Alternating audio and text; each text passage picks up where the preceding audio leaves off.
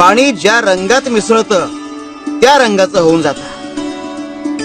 असा आहे आमचा बाळा, समर्पित.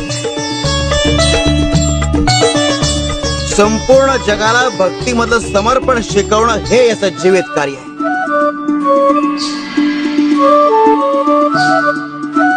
त्यानं आमच्या चरणांपाशी आयुष्य समर्पित केलंय.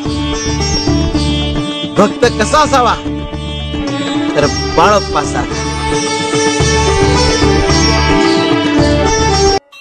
कर्माचा प्रवाह अत्यंत सूक्ष्म रीतीने काम करीत असतो आणि त्या सत्याची जाणीव ठेवून प्रत्येकाने सत्कर्मच केले पाहिजे. दुष्कर्म कधी करूच नये. मनुष्य आपण केलेल्या पाप पुण्याच्या गाठोड्यामुळे जन्मोजन्मांतरीच्या प्रवाहात वाहत जात असतो.